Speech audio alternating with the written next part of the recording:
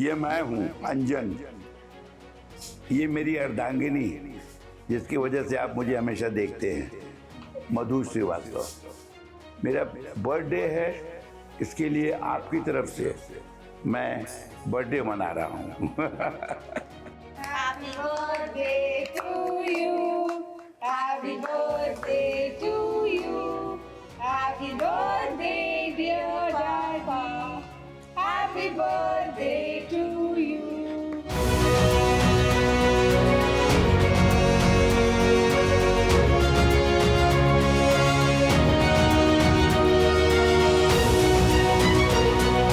उतना मुझे याद नहीं कहाँ कहाँ गया था मैं, कितने लोगों ने काम दिया। इप्टा हमको मिला सबसे बड़ी बात। और इप्टा कैसे मिला, मैं वही आबादुलिया के घर ढूंढता गया। आपने कहा था यहाँ थिएटर है कलकत्ते में, कौन कौन है, तो वो रामेश्वरी के साथ रहती थी। और जहाँ मैं रहता था उसके ऊपर बाद में रहा, उसी रोहित सोसाइटी में ऊपर रहती थी। वहाँ डॉक्टर मित्तल हमको ऋषिकेश मुखर्जी के यहाँ से रामेश्वरी के घर ले गए, वहाँ पे आभा मिल गई। हमने बताइए, तो वहाँ जावेद खान साहब जो अभी जिनका इंतकाल हुआ, जावेद खान वहाँ बैठे थे, वो इप्टा के बहुत कार्यकर्ता थे बड़े। और बोले ये देखिए इप्टा वाले हैं, ये आप इप्टा में जा सकते हैं। इस बीच में श्यामानंद जालान जी ने सत्यदेव दुबे के नाम से लेटर दिया, उनके पास गया। वो बोले अभी हम प्ले नहीं कर रहे। दिनेश ठाकुर के साथ किया, उन्होंने 1 महीने की रिहर्सल कराई, तब तक मेरे बैंक की नौकरी आ गई। और इस बीच में इप्टा से परिचय भी हो गया। और इप्टा में लेट RM सिंह मिले, जिन्होंने शुरू करवाया मुझे। वहाँ से इप्टा की जर्नी शुरू हुई, ऋषिदा के अंदर आना जाना। उन्होंने कहा कि भाई थिएटर मत छोड़ना, बस बाकी करते रहो। और एक दिन ऋषिदा ने घर से मुझे बुला के गोलमाल पिक्चर में एक छोटा सा इंस्पेक्टर का रोल दे दिया। 2-4-5 हज़ार कुछ मिला होगा उस समय। और जिस दिन काम कराया था उस दिन गोलमाल पिक्चर की लास्ट शूटिंग डे थी। उनका काम रुका हुआ था, बोले वो अंजन को पकड़ के लिया, उससे इंस्पेक्टर करवा देता हूँ। और उसमें हमको 3 बड़े एक्टर मिल गए, उत्पल दत्त, ओम प्रकाश और केशव मुखर्जी। और फिर ये सिलसिला शुरू हुआ। ऋषिदा बोले ठीक है। बेमिसाल में फिर उन्होंने काम दिया मुझे ऋषिकेश मुखर्जी के साथ। 2-3 काम करते करते, और इप्टा के थिएटर में जब मुझे MS सत्यू जी ने बकरी नाटक दिया, तो के अब्बास और ये सब ने लास्ट पेज में तारीफ लिखनी शुरू की। उसका असर ये हुआ, यहाँ के इंडस्ट्री के लोग जनरली इप्टा के परफॉर्मेंस देखने आते थे, क्योंकि वहाँ बड़े बड़े आर्टिस्ट तैयार हुए हैं। चाहे बलराज जी थे, चाहे बाद में फारूक शेख जैसे लोग हुए, संजीव कुमार साहब थे, हरिभाई के नाम से काम करते थे वहाँ। चाहे मैकमोहन है, यूनुस परवेज है, आज शबाना है, अनगिनत लोग हैं। राज वर्मा हुआ करते थे, बहुत सारी फिल्म। आप फिल्मों में जितने लोग देखते थे वो सब इप्टा से जुड़े हुए थे। फिल्म मेकर बहुत जुड़े हुए थे। बिमल राय खुद वाइस प्रेसिडेंट थे इप्टा के। ख्वाजा अहमद अब्बास खुद प्रेसिडेंट थे। सर जाफरी और कैफी साहब तो थे ही, कौन नहीं था। तो चाहे जयदेव, चाहे सलील चौधरी, चाहे किसको लेके जाएंगे आप। तो इंडस्ट्री बनी है इप्टा के लोगों से। तो वो लोग देखने आते थे और एक्टर चुनते थे। उसमें हमको रवि टंडन ने एक दिन बुला लिया, बैंक में चले आए, उनका अकाउंट भी था। फिर बैंक साथ साथ में बैंक की जर्नी भी हो रही है कि बैंक में काम करके क्या करना है हमको। Deposit mobilisation is the main thing. ज़्यादा से ज़्यादा डिपॉजिट मिले, बैंक को ब्रांच डेवलप करे।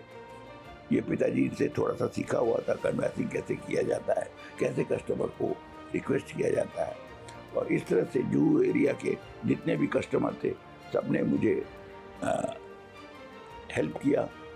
और फिर शुरू हुआ इंडस्ट्री का। और इस सिलसिले में हमारी इंडस्ट्री के लोगों ने मुझे बहुत हेल्प किया। जब उनको पता चला as an actor, he is a good actor and he is serving also, नौकरी भी करता है, तो एक्टर जन सब सिंपैथेटिक होते हैं। चाहे कितना भी कोई बुरा हो, अच्छा हो, सब अंदर में एक सिंपैथी रखते हैं कि एक एक्टर को एक्टर मेहनत कर रहा है। और इसमें सबसे बड़ा हाथ मिस्टर बच्चन का है। इस नौकरी को संभाले रखने में बड़े स्केल पर, चेयरमैन लेवल पे उन्होंने, मैं गया उनके यहाँ कि हमारे यहाँ अकाउंट खोल दीजिए। ये नहीं कहने गया कि मुझे रोज चाहिए, मैं बैंक के लिए गया था, हेमा जी के पास भी गया था। सबने रिस्पॉन्स दिया, जैकी श्रॉफ, अनगिनत नाम है, वहीं से मालूम पड़ेगा।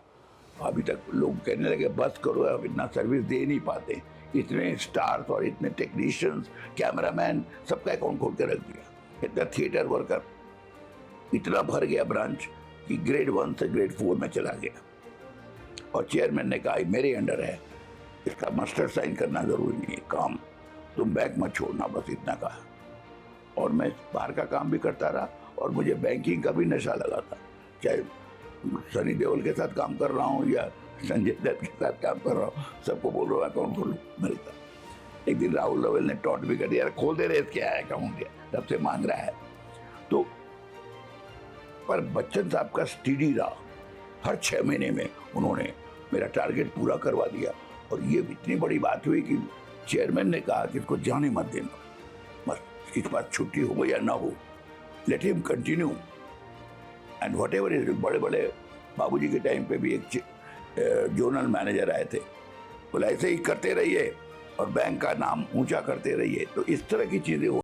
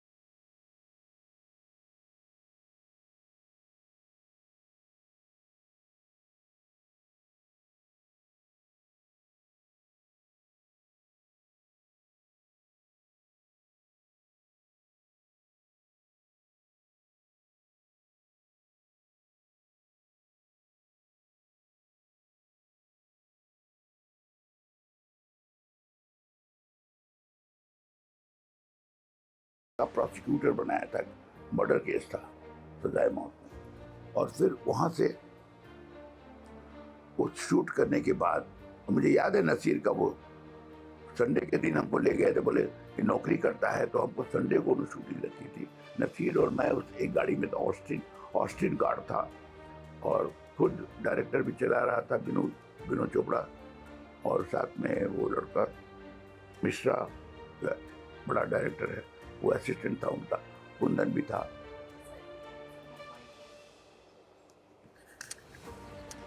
ठीक है, कुंदन भी था वहाँ। एसएल स्टूडियो में मैनेजर ने पूछा कितने रूम चाहिए मेकअप रूम के लिए, आर्टिस्ट के लिए। तो वो मिश्रा ने कहा एक। नसीर साहब, नसीर ने कहा क्यों, ये आर्टिस्ट नहीं है, 2 रूम चाहिए।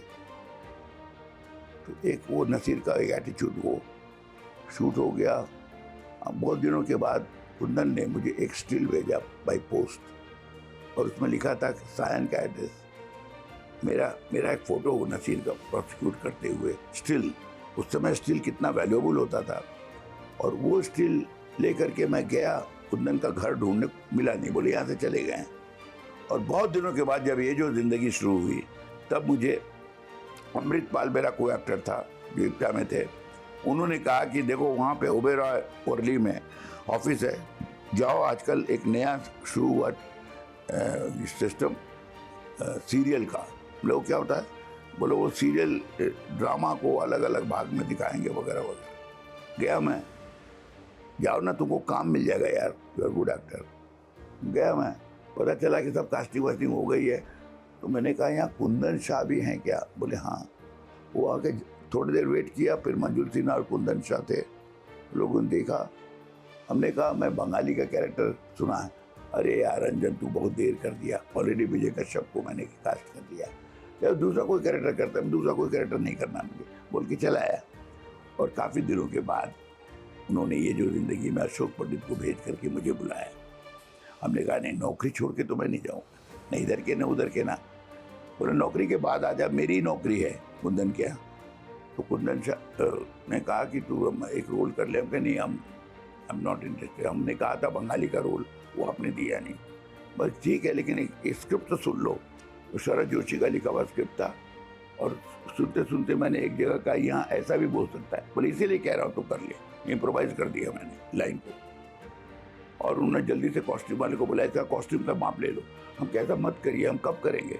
बोले जब तेरी छुट्टी होगी उसके बाद हम शूटिंग करेंगे। तो कुंदन ने प्रेशराइज किया मुझे, और ये जो जिंदगी का एक एपिसोड कराया। फिर दोबारा बुलाया, जब पैसे उसे मिले तो हमने कहा चलो ठीक है, BSc है, अभी पैसे अभी आ रहे हैं, 5,000 6,000 कुछ दे दिया था। फिर दूसरी बार 10,000 रुपया दिया सेकंड टाइम में। इस तरह से 7 अलग अलग एपिसोड कुंदन ने करवाए, और कुंदन के साथ मेरी ट्यूनिंग बढ़िया हो गई। और जब जब उन्होंने काम किया, पुलिस स्टेशन सीरियल बनाया जो बैन हो गया था इंदिरा गांधी के टाइम पे, राजीव गांधी के टाइम पे। और इस तरह से कुंदन के साथ ट्यूनिंग होते होते जब उन्होंने इंतज़ार सीरियल बनाए, उन लोगों ने मनोरंजन सीरियल बनाया, और बहुत सारे सीरियल बनाए उन लोगों ने, जिसमें सब आर्टिस्ट मार्केट में देख रहे हैं, सब उन्हीं की देन है। और फिर वहाँ से निकल के जब वागले की दुनिया आई, तब उन्होंने मुझे बुलाया, तो पता चला I was the last candidate. बहुत बड़े बड़े एक्टर जो है, कैरेक्टर आर्टिस्ट जाके आ चुके हैं, RK लक्ष्मण के सामने जाना था। मैंने पढ़ा तो ही टोल्ड कि बहुत लाउड है, लाउड एक्टिंग करता है, RK लक्ष्मण को पसंद नहीं है। तो कुंदन शाह जी ने कहा कि वो जरा सटल चाहते हैं। तो सटल क्या होता है, जैसे मैं करता हूँ वैसे करूँगा ना। और मैंने RK को कोई तवज्जो नहीं दी। तब तक RK उठ के बोला अगर यहाँ मैं आपकी जगह पे होता तो ऐसा करता, एक्टिंग करके बता दिया। एक्टिंग करके जब बताया तो मुझे चैलेंज महसूस हुआ, और मैंने कुंदन को कहा एक बार और पढ़ूंगा, फिर से पढ़ूंगा, और फिर से पढ़ा मैं। फिर उन्होंने 1 हफ्ते के बाद ये आया, भाई ये एक एपिसोड करे वो, और उस समय उसका नाम था लक्ष्मण's वर्ल्ड।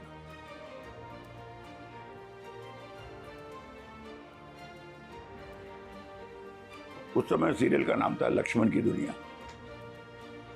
एक एपिसोड करने के बाद उन लोगों ने मीटिंग की, करीब 2 महीने के बाद ये तय हुआ कि नहीं मैं बाकी के एपिसोड करूँ।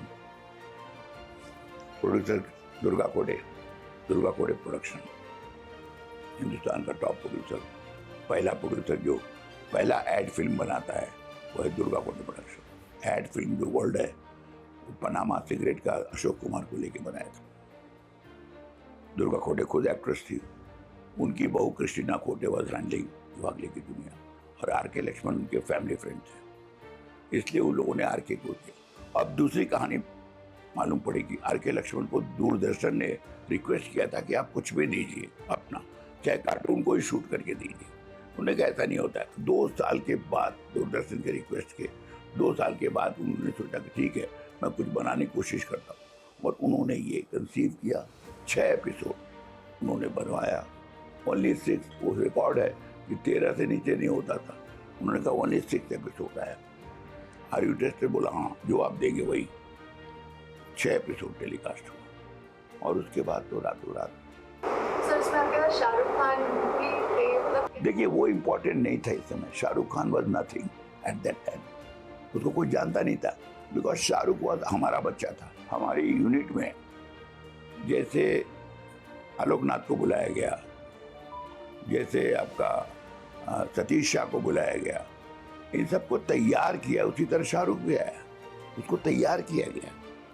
ही केम विद टारगेट की वो लीड रोल करेगा, उसके लिए सईद मिर्जा, अजीज मिर्जा, कुंदन शाह ने बहुत सरबोड़ी की। फिर उसको थोड़ा सा नाट करा के देख करके फिर उन्होंने कहा कि एक काम करते हैं, इस स्क्रिप्ट पे काम करते हैं पहले उसको लेके, और वो था कभी हाँ कभी ना, जो कुंदन का पहला, उसको साइन किया, चल तेरे को हीरो में साइन कर। उसके बाद अजीज ने कहा कि मैं भी एक करता हूँ तेरे को लेके। राजू बन गया जेंटलमैन का प्लान किया। सईद ने कहा कि इसको सर्कस सीरियल जो है उस पर काम कराओ पहले, उसमें और खुलेगा ये। इस तरह से इन लोग ऑलरेडी फौजी करके आया था वो, ऐसा नहीं कि एक्टर नहीं था। और उसके लिए सारे एक्टर ही थे ना। आलोकनाथ भी ट्रेंड होके आए थे एनएसडी से, या सतीश शाह मास्टरपीस चीज थी पहले, या शफी इनामदार या विजय कश्यप, सब ट्रेंड एक्टर। उसी तरह से इसको लाया गया। और इसने जब बताया कि मेरा ये टारगेट है, तो उसी ढंग से उसको ट्रीट भी किया कि हाँ मेरे अंदर हीरो का एलिमेंट है, तो एक काम करते हैं। तब तक विवेक वासवानी वो भी हमारी यूनिट में आता था, जो राय, क्या नाम है, गुलशन राय का रिलेटिव था दूर का। उसने कहा कि राजू बन गया जेंटलमैन को तो मैं गुलशन राय जी के डिस्ट्रीब्यूशन दे दूंगा। और कभी हाँ कभी ना, मेरे समझ में नहीं आ रहा है, पर वो बिजनेस माइंडेड था और वो मैनेजर की तरह से हैसियत से वो काम करने लगा। और उसने कहा कि एक फिल्म बन रही दीवाना, इसमें सेकंड लीड की जरूरत है, तो क्या सेकंड लीड किया करेगा या नहीं। इन लोगों ने तय किया कि इस समय कोई भी रोल कर सकता है जब तक उसका मेन रोल नहीं आता। तो इतना माथापच्ची किया गया उसके लिए, ही नोज बेटर क्या किया गया उसके लिए।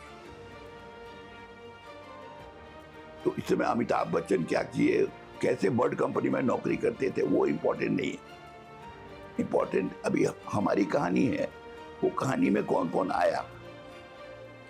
तो शाहरुख का आपने छेड़ा तो मैं बता देता हूं कि वागले के इस कैरेक्टर के लिए मैंने अविनाश वाधवा को, इन लोगों ने ट्राई किया कि कोई हीरो जैसा लुक चाहिए। तो अविनाश वाधवा को उस समय शाहरुख को उसी कंपनी ने, वही कुंदन शाह ने, ये नहीं सोचा कि शाहरुख को ये छोटा सा रोल दिया जाए। जब काम रुक गया, ये हीरो कौन जो मेरे का एक्सीडेंट करेगा, तो अविनाश वाधवा ने कहा मैं टीवी भी नहीं करता। तो ये लोग बोले क्या करे शाहरुख, तुम करोगे? ला कर लूंगा। तो इस तरह से किया शाहरुख ने।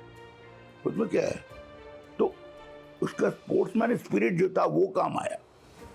ये नहीं कि शाहरुख खान प्रेजेंट हो गए वहां।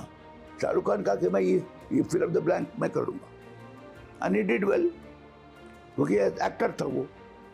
फिर राजू बन गया जेंटलमैन में जब होने लगा, शूटिंग पहले हुआ, कभी हाँ कभी ना बाद में हुई, तो उसमें पूछता था कि अंजन जी आपको मेरा रिएक्शन मिलता है कि एक्शन रिएक्शन बराबर आप जो बोलते हैं मैं रिएक्ट बराबर करता हूँ, आपको लगता है, क्योंकि आप बड़े एक्टर हैं, आप जानते हैं, सब काफ़ी काम किए हुए, और मैं जो बोलता हूँ आपको कैसा लगता है, सही लगता है? हमें ठीक है। आरके स्टूडियो में शूटिंग कर, उस समय ऑलरेडी पत्रकार लोग आने लग गए थे उसको, ये सब वो जो एडमिनिस्ट्रेशन था तीनों चारों का, वासवानी वगैरह का, how he was promoted. And तब तक निगेटिव रोल मिला, बाजीगर, चमत्कार, कभी हाँ कभी ना की, फिर शूटिंग शुरू की। गोवा में भी गए हम लोग। तो थ्रू आउट जैसे हम लोग रहते थे, नसीर रहता था उसी तरह हॉस्टल बाड़ी में वो भी रहता, क्योंकि उसको आगे बढ़ना था, उसके लिए और कोई उसको तंत्रम करने की जरूरत नहीं थी, तंत्रम है भी नहीं उसके अंदर। उसको एक्टर नंबर 1 बनना था, वो टारगेट था। इसलिए कहा कि आपका जो टारगेट होगा, अगर पीछे पड़ जाएंगे तो क्यों नहीं होगा। मुझे कैरेक्टर आर्टिस्ट ही बनना था, मैं कैरेक्टर आर्टिस्ट हूँ, वेल नोन। आपने सुना आप नौकरी भी करते थे, आप एक्टिंग पर, इतनी सारी चीजें एक साथ हो रही थी।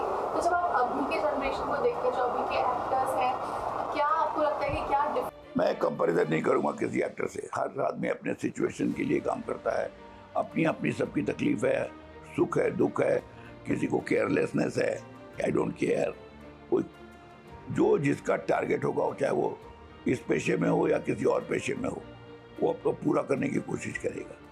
उस जो काम कर रहा है उसका एक ग्रामर है, जिस टाइप का काम कर रहा है, हर टाइप के काम में एक ग्रामर है, उसको स्टडी करना है।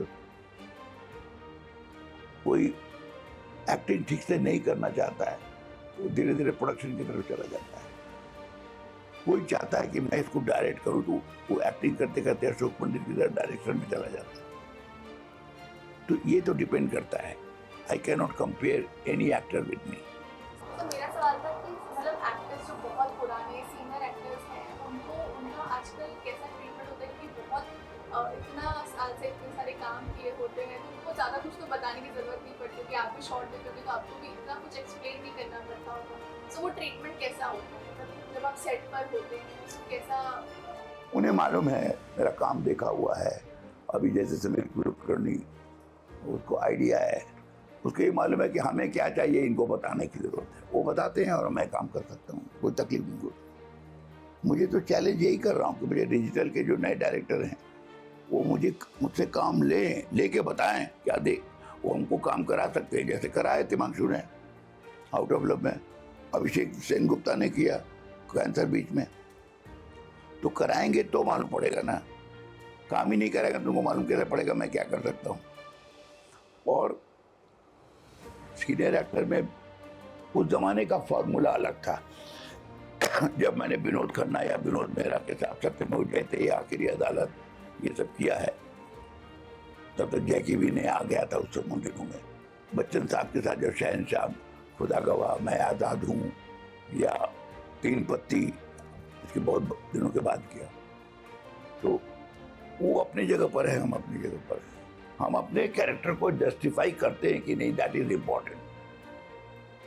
मेरा मेन टारगेट क्या होता है कि हमको जो संवाद दिया है, कोशिश करता हूँ बताइए कि माहौल क्या है, क्या आगे पीछे क्या है, ताकि आइडिया हो जाए, ताकि यहाँ पे दिमाग में रहे कि हमें क्या करना है। वो कैरेक्टर दिखाई पड़ना चाहिए, बस ये मेरा टारगेट रहता है। आपकी इस पूरी जर्नी में आपने कहा कि 2 लोगों का बहुत इम्पोर्टेंट रोल रहा है, आपकी गुरुजी और एक इनका था, मेरे माता पिता, इनका बहुत ज्यादा थ्रू आउट है, अभी भी है। इनके बिना कुछ काम नहीं हो सकता है, नथिंग। अब तो बिल्कुल ही नहीं हो सकता है। जो भी कर सकता हूँ इनकी वजह से। दूसरी बात है, इसमें कुंदन शाह, MS सत्यू, RM सिंह, रमेश तलवार, ये सब लोगों का एहसान है। जो जो काम दिया है वो मेरे एक्टिंग को डेवलप किया है उन्होंने। RK लक्ष्मण से बड़े, और इवन नहीं रहा रवि ओझा, उनका भी बहुत बड़ा योगदान है। वो उनको इंस्पायर करते थे, यार तू देख, तुझे पता नहीं तुझे क्या मिला है, you can not imagine what you are going to get after this release. Ravi Ojha was a good director.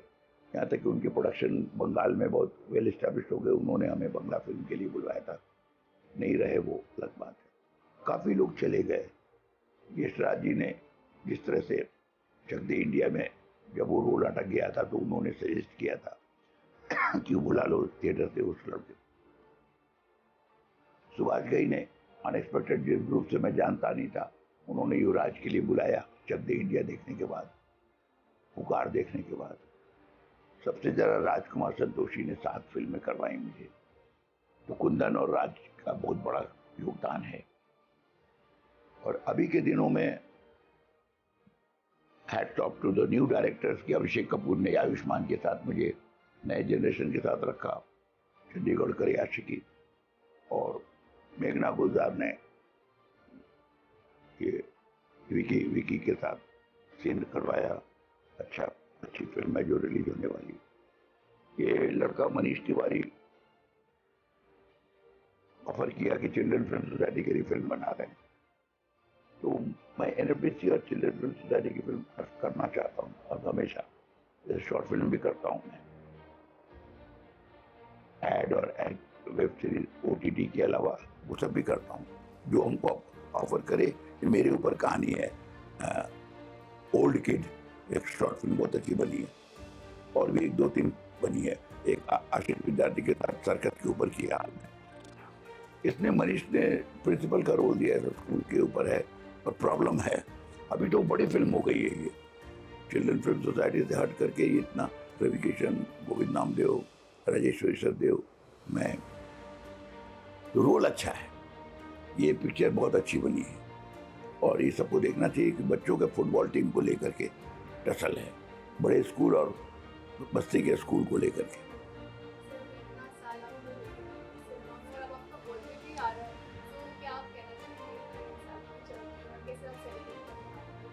मैं सबके साथ करना चाहता हूँ, उन लोगों को जिन लोगों से शुरुआत की थी एक जमाने में।